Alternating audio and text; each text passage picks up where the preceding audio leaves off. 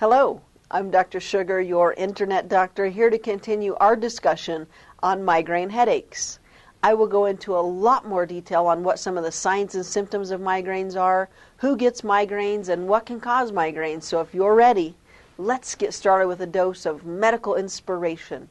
Migraines can be caused by a variety of physical factors or events which are often called triggers. These triggers can vary from person to person, and while they often do, they may not always lead to a migraine. What is much more common is that a combination of triggers, not a single thing or event, is more likely to set off an attack.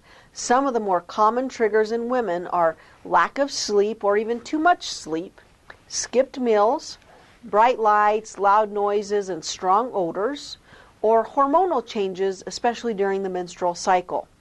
Also, things like stress, anxiety, or even relaxing after a stressful day can bring on a migraine, as well as weather changes.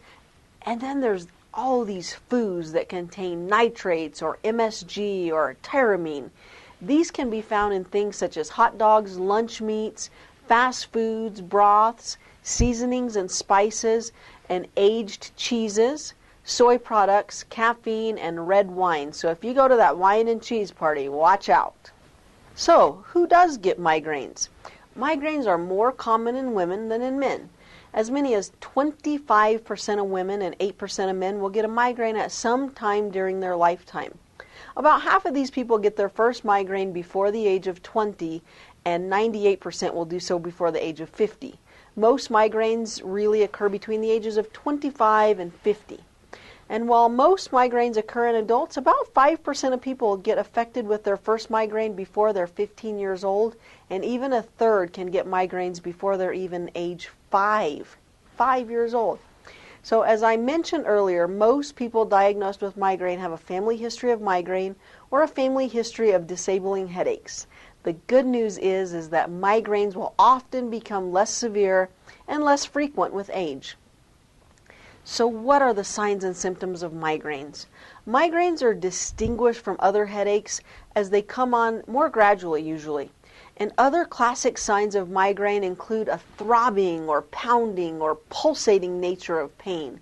And like I said, pain that's worse on one side of the head and pain that lasts a long time, anywhere from 6 to 48 hours. And sometimes there's other accompanying signs that go along with migraine as well, symptoms. Nausea and vomiting, sensitivity to light or sound, decreased or loss of appetite, fatigue, numbness, tingling, and weakness. So those type of things can all be a signal that a migraine headache is upon you. I'm Dr. Sugar. Be sure to watch part 3 of our series on migraine headaches. In the next section, I will go into a lot more detail on what some of the tests for migraines are, what the prognosis is, and what can be done to prevent migraines. So make sure to watch it, and I'll see you there. Sugar.